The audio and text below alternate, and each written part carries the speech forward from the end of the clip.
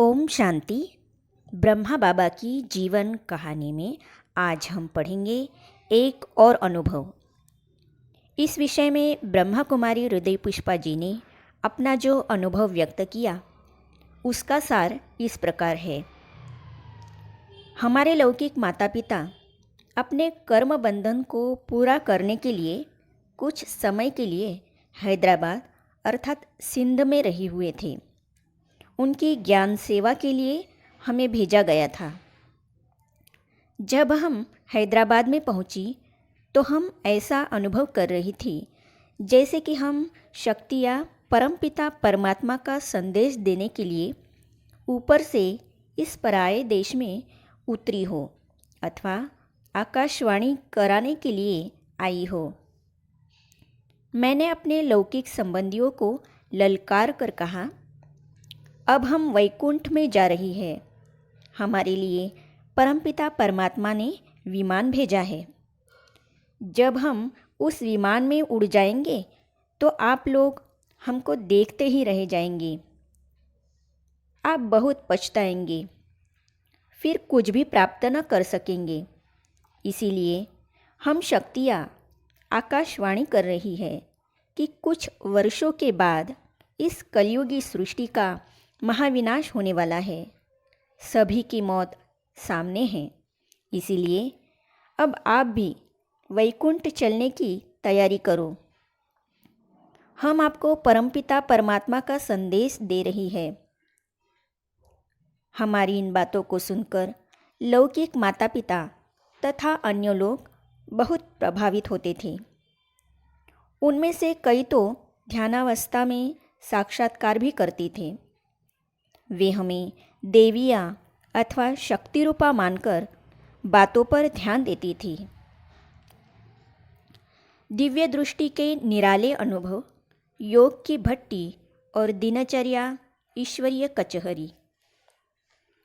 इस प्रकार अपने अपने लौकिक संबंधियों को भी ईश्वरीय संदेश देकर अब लगभग 300 यज्ञ वत्स कई वर्ष तक उन 5 मकानों में व्यवस्था पूर्वक रहकर नियम पूर्वक ईश्वरीय विद्या लेते रहे।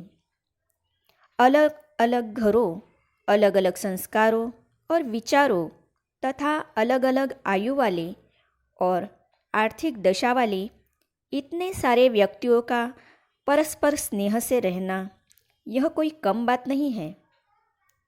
इस घोर कलयुग में घर में 4-6 बच्चे भी चिरकाल तक शांतिपूर्वक और स्नेह से इकट्ठे नहीं रह सकते, परंतु परमपिता शिव जिन्होंने ही प्रजापिता ब्रह्मा द्वारा यह ज्ञान यज्ञ रचा था कि ही कमाल थी कि इतने वर्षों तक सैकड़ों व्यक्ति यज्ञ माता और यज्ञ पिता से अलौकिक शिक्षाओं को धारण करते हुए परस्पर स्नेहपूर्वक इकट्ठे रह रहे थे, इकट्ठे पुरुषार्थ कर रहे थे और सभी अपने अपने संस्कारों को शुद्ध करने का यत्न कर रहे थे। अनेकानेक बार भिन्न भिन्न प्रकार के विघ्न आए, जैसे यात्रा पर जाते स्टीमर के आगे समुद्री तूफान, आंधियाँ, धुंध, व्हेल मछलियाँ, समुद्री चट्टानें आदि आदि आती है। वैसे ही कई विघ्न इस ज्ञान स्टीमर के सामने आए। व्यक्तिगत रीति से भी हर एक के सामने नित्य कई प्रकार की परीक्षाएं आई, परंतु परमपिता परमात्मा सब प्रकार से मार्ग प्रदर्शना, सहायता तथा बल देकर उन तूफानों और परीक्षाओं से पार कराते रहे। बाबा अर्थात प्रजापिता ब्रह्मा और मम्मा अर्थात जगदम्बा सरस्वती के आदर्श जीवन से सभी को अजेय उत्साह, प्रबल प्रेरणा और मार्गदर्शन प्राप्त होता रहा। संदेश पुत्रियों द्वारा दिव्य दृष्टि के पाठ। जिन यज्ञ वत्सों को दिव्य दृष्टि प्राप्त थी अर्थात जो वत्स ध्यानावस्था में दिव्य साक्षात्कार करते रहे, उनके द्वारा भी शिव बाबा बहुत अनमोल संदेश सभी यज्ञ निवासियों के लिए देते रहते थे। अतः ये कन्याएं माताएं संदेश पुत्रियों के नाम से जानी जाने लगी। शिव बाबा ने उन्हें आने वाली सतयुगी पावन दैवी सृष्टि की अलौकिक रीति रस्म, उनके रहन सहन, राज्य भाग्य, रास हास्य और विनोद आदि आदि के दृश्य दिखाए और उन्हें निर्देश दिया कि वे सभी यज्ञवत्सों को वैसी ही वेशभूषा पहनकर सब प्रैक्टिकल रीति में करके दिखाए। इस प्रकार यज्ञवत्सों के ज्ञान का भी विकास होता, उनका मनोरंजन भी होता रहता, उनके निश्चय की नींव भी अधिकाधिक पक्की होती रहती तथा यह देखकर उनकी खुशी भी बढ़ती जाती कि अब हम ऐसी पावन और सुखमय सृष्टि में राज्य भाग्य प्राप्त करेंगे। इन संदेश पुत्रियों को त्रिकालदर्शी एवं दिव्य दृष्टि के दाता परमपिता परमात्मा शिव कुछ एक ऐसे यज्ञवत्सों के कर्मों का भी ध्यानावस्था में साक्षात्कार कराते थे जो वत्स अपने संस्कारों में परिवर्तन न होने के कारण कोई अकर्तव्य करते थे, परंतु यज्ञ माता को बताते नहीं थे बल्कि छुपाते थे।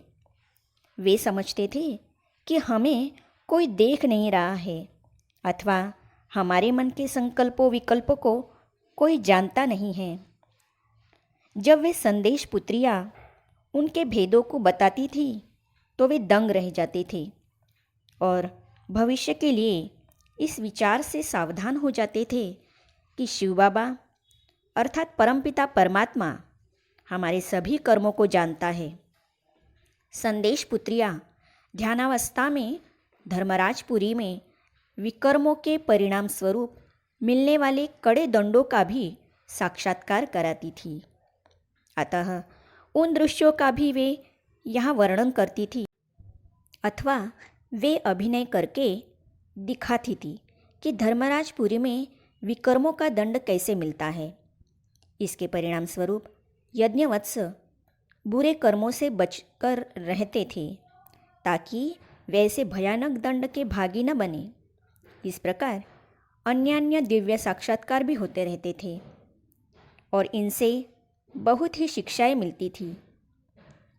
संदेश पुत्रियों को परमपिता परमात्मा शिव ने पिताश्री के अनेक जन्मों का साक्षात्कार भी कराया था और सूक्ष्म लोक के संपूर्ण ब्रह्मा अथवा अव्यक्त ब्रह्मा का साक्षात्कार कराते हुए यह भी समझाया था कि यह बाबा और मम्मा ही प्रजापिता ब्रह्मा और जगदम्बा सरस्वती है, जो कि सर्वस्व त्याग, अथक लोक सेवा, दिव्य गुणों की पराकाष्ठा, निर्विकार जीवन तथा राजयोग के विशेष अभ्यास के फलस्वरूप इस अव्यक्त अवस्था को धारण करेंगे। इस विषय में संदेश पुत्री ब्रह्मा कुमारी हृदय मोहिनी जी का निम्नलिखित अलौकिक अनुभव पढ़ने योग्य है। इसे हम पढ़ेंगे अगली कड़ी में, तो इसे देखने और पढ़ने के लिए इस चैनल को सब्सक्राइब करने के साथ ही साइड में जो बेल आइकॉन है उसे भी क्लिक कीजिए ताकि आने वाली सभी वीडियो आप तक पहुंचती रहेगी। और अपना अभिप्राय कमेंट्स में अवश्य लिखिएगा। ओम शांति।